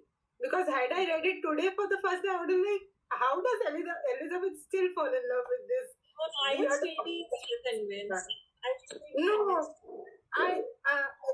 think once, I feel there are some books which are better read when you are a teen, and then again rereading it and understanding it. But yeah, I think Tara is saying that we said TNP is not a romance. So we are saying in the context of like when you're talking about the romantic subplot in a way. In Pride and Prejudice. So when we compare the romances for the lead was between Pride and Prejudice. So for me, the relationship I grew up seeing between my parents, I feel like my dad used to be a lot like Mr. Knightley because he is my mom is funny person, and my dad is always like, do this, please. Yes, okay. So yeah, if I loved you less, I might be able to talk about it, but you know what I am. You hear nothing but truth from me. I've blamed you and lectured you, and you have borne it as no other woman would have borne it. Okay. And my dad lectures my mom a lot. So I feel like that is exactly the same thing that I've seen, and the confession is so beautifully placed in the book. You read the whole book, and then that part, when it finally comes, you feel like, wow, this was such a good endeavor. Like, it was a good trek. So please read Emma, guys. It's very nice. I think one should read all the works of Austen. It is a must. True. I also have one more thing to add that I feel like what like how Charlotte Lucas is, right? I feel like Charlotte Lucas is the actual correct representation of the era. Definitely. He represents it. And not Lizzie, not Jane, anyone. Because Jane has still pretty privilege. Yeah. You know what privilege can do to a woman. To a lot of women. But I think Charlotte Lucas is the representation of what it is to be a woman. Yeah. The way she says not everyone is privileged enough to marry for love, and that really hits you. Yes, very true. And I think one of the characters that we did not speak of, and I didn't expect this, I thought he would come up, was Wickham. We didn't really discuss him to him. I thought he would come up somewhere, sometime, somehow. He's a poor Wickham, so no one cares about it. But I think the hatred is mutual. I don't think I've met anybody who would have liked Wickham or justified any of his acts. Because there are many times we do justify villains. But here is one of those villains who's like a very commercial. What called bitchy? Totally. But I think Charlotte Lucas was very practical. Yeah. Definitely. घर सिर्फ emotion और romance से नहीं चलता है. You have to understand. Like he literally secured so much, like everything, like safety. True. Yeah. Even she arranges home that she must get privacy from Colin. Yeah. Yeah, that is fun. And the way she says that he's tolerable if we don't meet for a long period of time. He's tolerable. He's most of the time he's into his work, which makes him tolerable. How many people in Indian society say na कि रहते रहते प्यार हो जाता है, so maybe she decided on that also.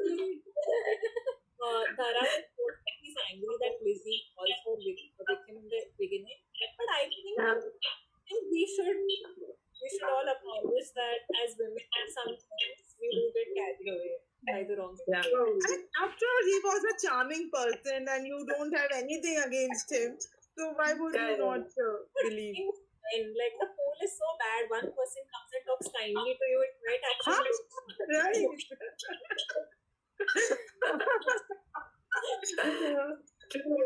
I only think Jane should have been more proactive in the whole storyline, because had she been more proactive, she would have been saved from all the heartbreak and all what she had to endure.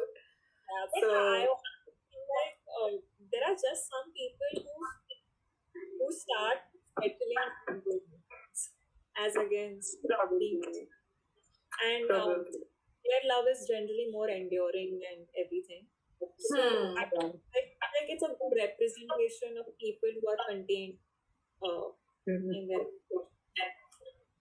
And at some point, I really like how Darcy is, when he tries to interact with Elizabeth at Colin's house and in Pemberley, he's like, are your parents well? And your parents are well, I suppose. He just keeps on asking the same question. Is the family doing well? I sometimes feel like now that I've read it so many times, I really want to be inside the head of Darcy. The agony in his head would have been so torturous. I think no, continue, Dutta. I think most of us would be, अब आगे क्या बोलूं मैं? What should I say next? She won't answer second ball due to weakness. He don't blame for that. He blames victim. No, but God of learning, final boss, Mr. That's why your Bridgerton hero, the Maxton all hero, and all of these heroes are running because of Mr. Darcy. मैं ही घटिया इंसान हूँ. मेरी वजह से. No, actually, one should see that 1995 mini-series of PNP. Yes. So beautifully they have captured that whole, him being awkward all the time and Bingley being overly friendly, but at a time like totally out from it. So very beautiful. That's such a cool combination. I feel in friendship. So we talk a lot of enemies to lovers and Darcy, but even between friends, like the Black Cat energy Darcy and the Golden Retriever energy Bingley. And Absolutely, that happens. That happens in real life. That happens in real life.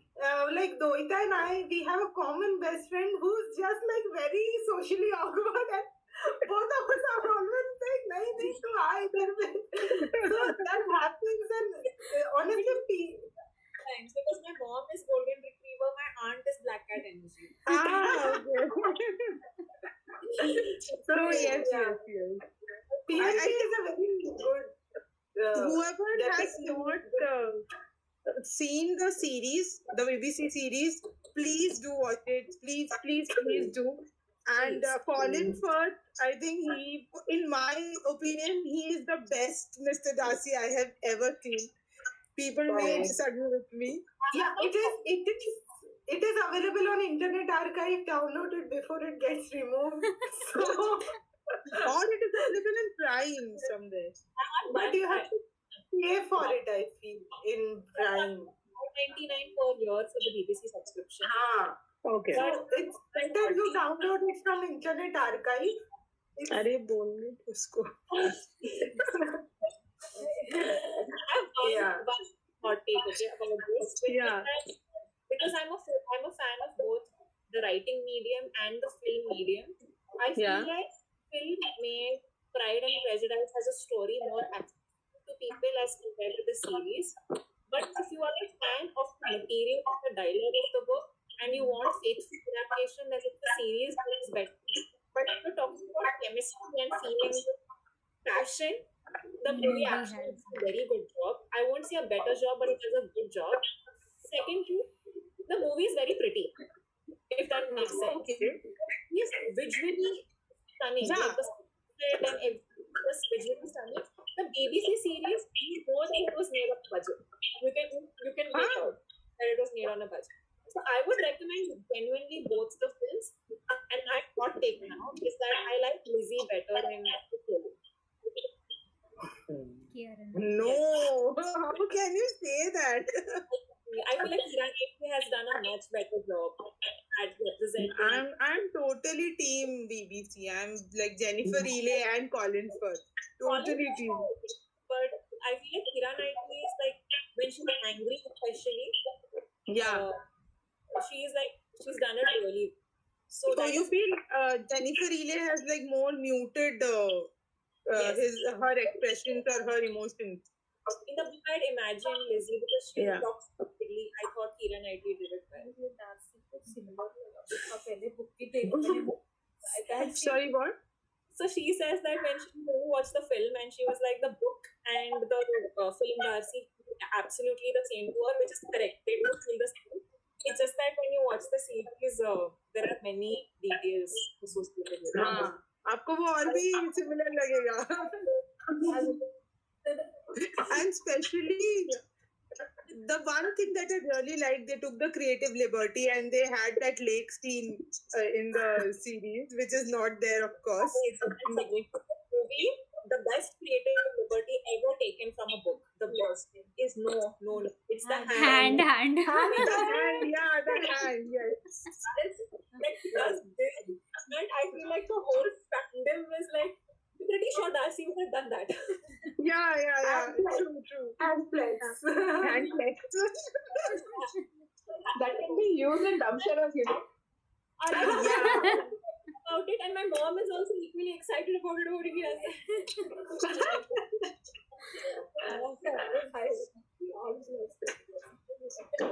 But I went to a readers forum and I did that hand flex and people could not identify. It was then that I realized I had not read Pride and Prejudice. It was then that I realized that it was only the part of a movie and was not part of the book. It wasn't in the script. Matthew Maxfield in I know. That is like ad lib to its like epitome. Hand lib.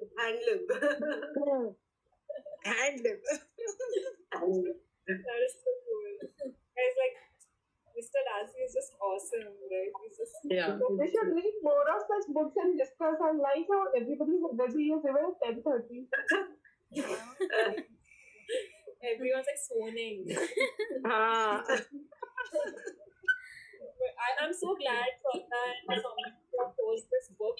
I feel like there's so much to discuss about Pride and Prejudice. In fact, I would try and select this book for my book club because I want men to read it. That's my propaganda. But Then I'm coming. The point is that like if I were to narrate my interpretation of Pride and Prejudice to my father, he would be convinced by the entire story. It's just that he doesn't want to consume it by himself. So I feel like it's such a universal story, and it's so nice. It's also nice that there are only girls here. That's why we're having so much fun. Yeah, true. That's the thing. I might put it in the book. Everybody did this. It's so funny that we do have boys on the group, but like no one joined. None of them have joined. No. So can I put an input? So month of book of the month, Pride and Prejudice was for PBT as well. PBT comes in Ahmedabad also. So there were 5 guys in there. उसमें से एक राहुल था और चारों को book भी अच्छी लगी. राहुल को तो बेचारे को बोलना पड़ेगा कि अभी नहीं अच्छी लगी है. But none of the 4 guys could complete. Enjoyed the book, right? As far as I know. Yeah, he says he enjoyed. He's doing 3.5 stars. Yeah. So, but that is it. None of the guys I know have read the book and they have liked the book. So, actually, it is a very tiring experience to go through the book in general. You know, the language and with the language we are used to now. If you read the the generation, new generation books. So yes, that way, if you tell anyone to read it now, even girls would find it very difficult. But you have to maneuver through it in order to get to the gist of the story and how amazing it is. Also, I feel it's from a very, like, because it's very women oriented, like, so the protagonist is a woman, the one who's going through all of it. Even though Darcy and Bingley are an integral part, but it is all through Elizabeth's eyes, right? Most of the time. So, we do have patriarchy. So that Sorry? it calls out patriarchy in the most subtle way. Correct. So, because usually we see that boys really like reading Dickens and all, because that has most of the male characters. So even that, or for like later we can discuss maybe. But there are some books in Hindi, like I think Amrita and Doita were like Gunav ka Devta is stupid because the main character is Ask auntie, ask Renuka, she'll know. Okay, but Godan is more bad than it's worse than, yeah. So I feel like that. It's what? Godan. Oh, Godan I liked actually. So her points are pretty solid because she was like the way they diss women so comfortably in Godan, but every male person I know who reads Hindi literature is forcing me, like absolutely forcing me to read Godan. And I've never gotten that recommendation from females. Very funny.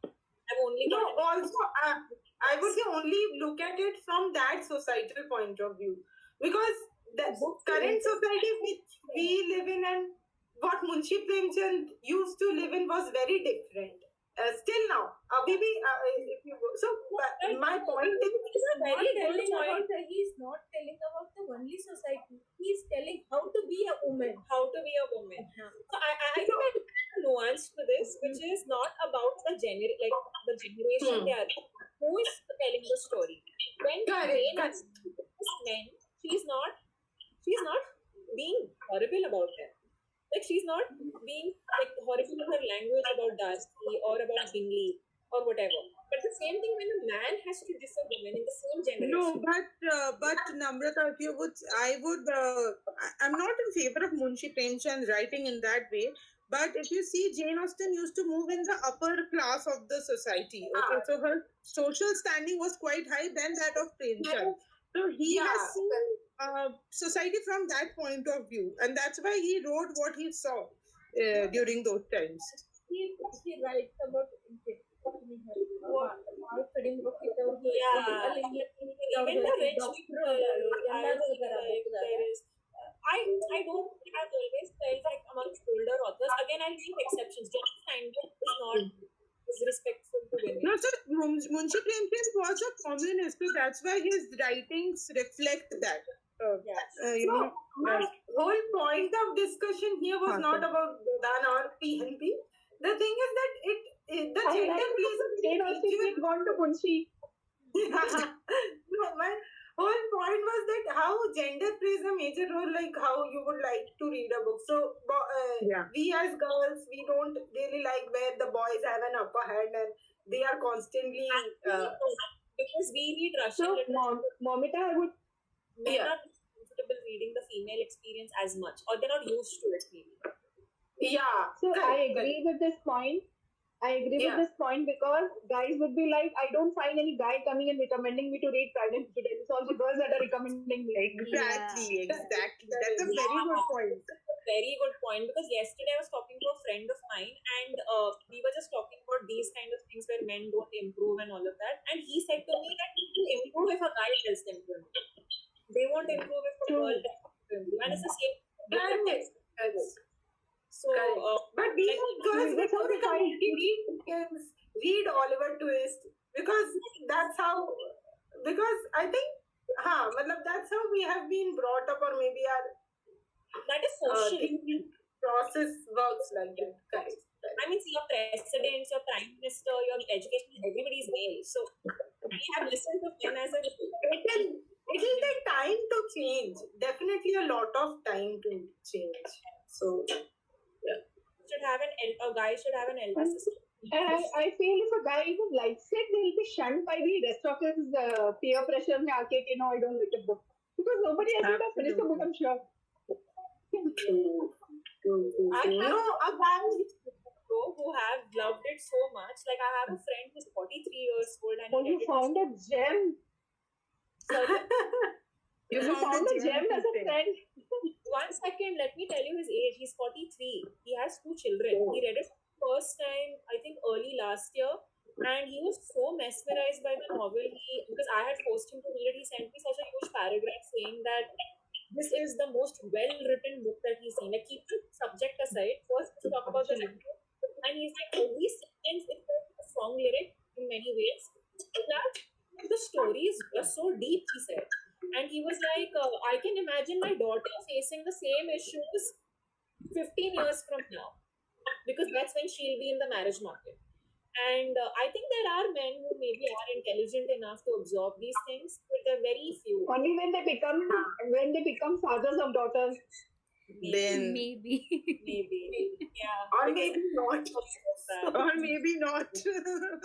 But not everything apart, this book is actually so well written, so well composed. Everything about this book is flawless. Yeah. Absolutely. Soumya, you should ask Febin to read and get an opinion. Oh my god. That will be a task. That's her first reaction. Oh my god. My husband doesn't read at all. I have married the completely opposite person in terms of hobbies. I always used to think when I was younger that I would fall in love with someone who, shared this passion for reading. And I ended up falling in love with somebody totally opposite. I think all of us over here have that aspiration that we should find a man who reads. Absolutely. I'm just finding a man who has read Pride and Prejudice. Oh my god, it's for us. Find a man and likes it. And also, I feel nowadays guys have been reading a lot of non-fiction. I don't know why is that, but they're too much into non-fiction. That is, it is because of this entire online thing, ki hustle culture, and that it promotes all non-fiction as if fiction doesn't add any value to life. But I think mature men are reading fiction. Mature men are reading fiction. I would say, Doita, look at the brighter side that they understood they need help. So maybe Oh my god, Yeah. they're reading themselves, but they're definitely not working on it. Okay. I have one thing to add to this. When they pick up non-fiction, they pick up self-help. They won't read autobiographies. They won't read biographies, memoirs. Why? Because there are no guys there. Men are so dumb that they need black things to understand. I'm going to read Sachin Tendulkar's biography and understand what values helped him to become successful. No. No,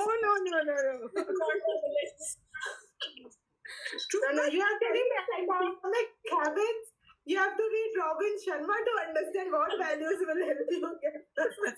And tell me something, how is it like so easy to understand the finance aspect, like to understand money, that you can read a book and you're already a trader or like They act like they're traders because they read Psychology of Money. What are the financial, the guys who are actually finance specialists or something, what are they doing? Why have they wasted so many years? I hope all of you know this is getting recorded. It will be so scandalous, I would say. This part is not going to be cut and it's going to be put up on YouTube. This will be so scandalous. I give no consent. But the thing is, such guys have read, and they're like, I only read few books, I've read only 1 or 2 books, and because they're reading such books, and they call themselves readers. For what? But honestly, mature guys are reading fiction. I mean, we have come across some really good, not just fantasy and sci-fi, proper fiction. Yeah. She's like, not sci-fi. Not sci-fi, proper fiction. Another Harry Potter wale nahi. No Harry Potter wale proper fiction. Harry Potter is okay because even I am fan, but the hardcore sci-fi wale hai. Yeah. GOT fans are probably. I feel like, so I don't know if you know this, but book clubs as a phenomenon was started by women in the Victorian era itself. And I think now it's come to a place where there is enough socialization between men and women. The men who were closeted readers now have a place to like be open readers. Yeah, right. I think here some of us actually personally know men now who we've interacted through book clubs. Definitely. No, but men actually closeted readers, because if you see in my family, men were always reading. I agree. And they were reading fiction. अच्छा ठीक है चलो. Okay, yeah, Bengali men. My dad was reading, but he was reading self-help. No. Like, initially during my father's generation or so, I would say they used to read a lot more fiction than guys read now, and they used to read like good fiction. Regional literature, yes, I agree with you. Yes, Tagore and stuff. So Bengalis always have a posh for reading, which is I agree. a lot. Read a lot more than what my generation of guys reads. You're right. True, definitely. That regional literature really. But then, guys, good point. She's like, TV nahi tha, gaming nahi tha. सही है. I was going to come to that. No video games and no TV, so that's what they used to do for you know. Ladies के पास time नहीं रहता था, उनके पास time है. Yes. बस ladies बर्तन धो रही होती थी, कपड़े साफ कर रही होती थी. Actually. Yes. Wow, guys, I think Jane Austen would be so proud of us for this conversation. So right? proud. Wow, this is so cool. Good. But because of you guys, I started reading, you and PBT, I started reading classics this year. Jane Austen's Pride and Prejudice was my first book. And I started reading more of it. We highly recommend East of Eden to you. I think there are two I know, I've read your review. Yes, I realized. amazing. You should read East of Eden. 100%. And I'm reading now Jhumpa Lahiri ka the short stories, Interpreter of Maladies. She's also written good. I mean, the first story was good. Yeah. I think we have so much of good, quality literature. We are not valuing it. I mean, I've not even read Kiran Desai, Anita Desai, and all. So I think I'm going to read them now. We've read Kiran Desai. We have mixed opinions on Kiran Desai. I am reading a lot. She's reading a lot now. No, Rosarita is by Anita Desai, no? Yeah. So. Okay, we have surpassed 2 hours. And Guys, you know what? This felt like a tea party. Yeah. Jane Austen ka tea. And I kept losing the connection so many times, and I was like, shit, what did I miss? And actually, I think Momita was calling me, and I messaged her. We are discussing Pride and Prejudice. Please join. It's like an amazing conversation is happening. Definitely. Did you guys discuss on Mary Bennett? Because we discussed everything. You came late. Okay, one last question to all of you. Individually, you have to answer. Apart from Mr. Darcy, which is the most favorite character? Mr. Darcy ko chhod do, you're not allowed to pick him. In general, right? Not from a romantic angle. In general. In the entire, in general. Which character do you like? Mr. Gardiner for me. For me, it's Charlotte Lucas. No, apart from men, were you like men character or in general? Any character, it can be. Okay, I would say pick Mr. and Mrs. Gardiner. Yeah. Lizzie Bennet first, but I'm just leaving her aside because she's an obvious choice. Charlotte Lucas. I adore Mr. Bennett. Yeah, Mr. Bennett. So witty. Mr. Bennett. Next level witty. What were you saying? To have such a wife who's like constantly bickering and keep his calm. I adore him for that. I would say Lizzie Bennett. I feel I associate a lot to her. The reason I didn't say Lizzie is because I mention who's not the lead. Acha, apart from Lizzie Bennet or Darcy. Yeah. Yeah, because of course we're going to like both of them. Even Mrs. Gardner was good, I would say. And even I like Colonel Fitzwilliam for that matter. I don't know. We didn't discuss him. Or Anne the Bird. She had such an amazing role in the book, but no dialogues whatsoever. Oh, Anne the Bird, like The lady Catherine the Bird's Catherine's daughter, who was supposed to be betrothed to Darcy, but then that didn't happen. Oh, okay. Oh, and that scene where Catherine comes and Elizabeth, like very subtly and very smartly, very politely, उसका कचरा करती है. I love That is that. my favorite scene. That is my favorite scene. I'm like, she gives it back to her. Yeah. I love that scene. Yeah. Very well written. Soumya, who's your favorite character outside of Lizzie and Darcy? Definitely Mr. Bennet. Yeah. Swarada? Superb character, superb. What about you, Swada? The Bennett, and I like Jane also. Oh. Jane is like What about you, Sorry, Karen? Mr. Bennet as well. Nobody likes Mrs. Bennet. She was entertaining. He was very Full of entertaining. entertainment. we are all girls over here, and we all have very interesting equations with our mothers. And I'm saying this for my mother over here, though she's sitting next to me. And we all love her character. Okay, we find it difficult to like her character. Yeah, I think we understand where she's coming from, but we don't want to like her. understand her character, but we do not like it, or we may not have particular affection to that character. Full of melodrama scenes.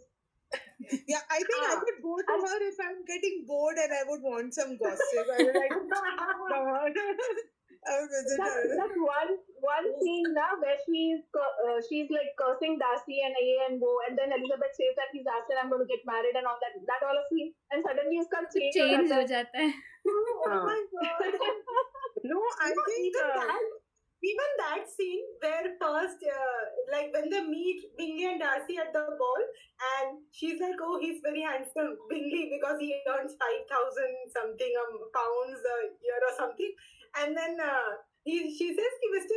Darcy is also very handsome. He earns 10,000 pounds." And Elizabeth is like, "He would not have been half handsome had he earned less." So that's the comment I really I was just going to say that.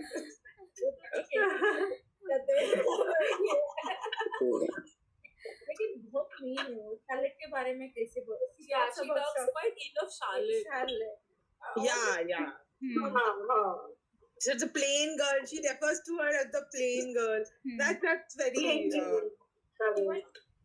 But though she's the most hateable character in the book, I sympathize with her, yeah, having so many girls and at no magical income, age and all that. I sympathize with her.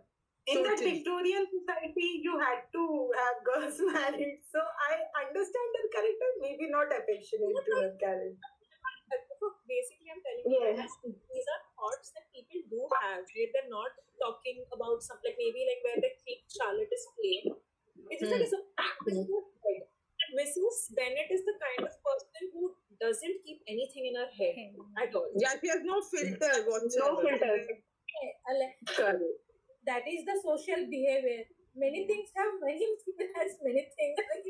Do we have to control the society? She reminds me of my bua. She's also like that.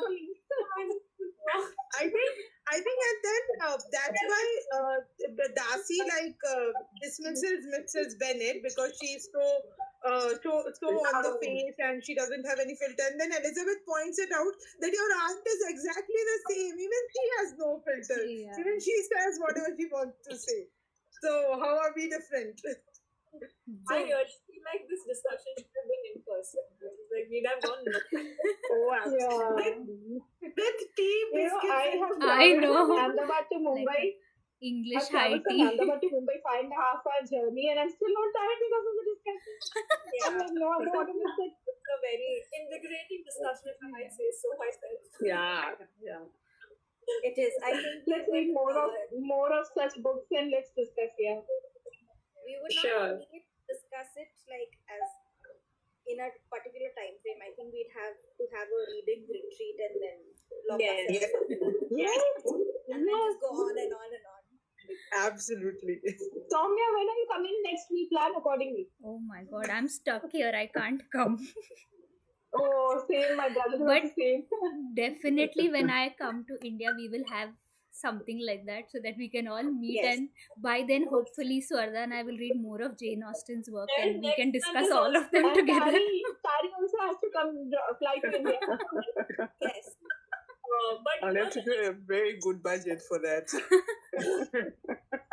honestly, girls, the next month's discussion will also be exactly this charge. Really?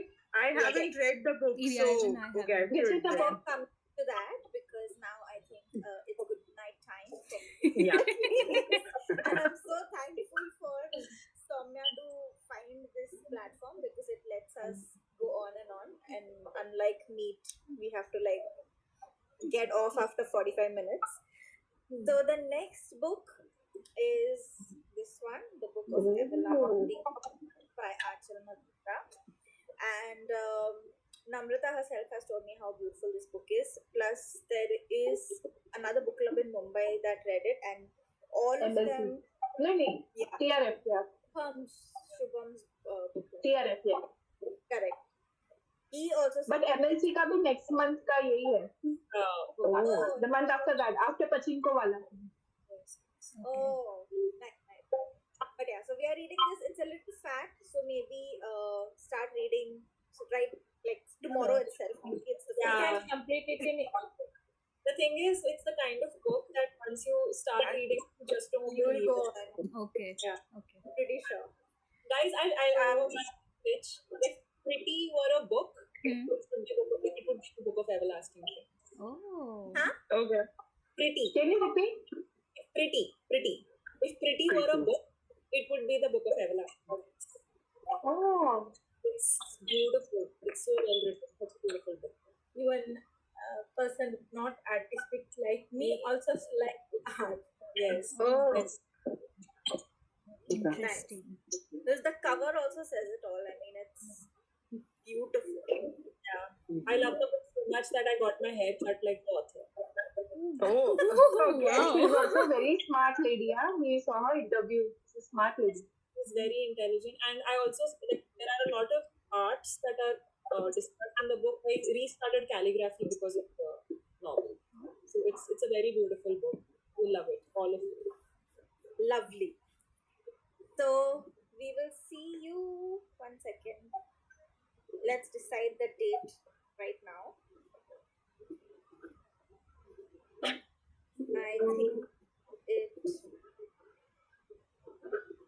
I think it's the 28th itself, 28th of March. It's the last Saturday of the month. Yes. And Okay. if this time is comfortable for all, we can just keep the same. 8:30. Okay then. Thank you so much for joining. Thank you. I think we should take a Yeah, we need to take a picture. We will Yeah. and I will say that the opening line of the YouTube video of this recording is going to be what Momita said. Swarda, the book is wrong. Wrong. My book. You're not holding Pride and Prejudice.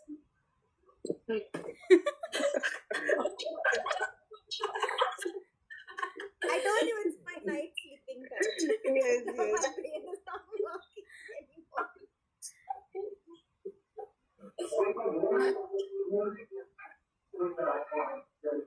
To ask me, like, Can somebody please take a screenshot? Because I'm I can do recording. I can't do that.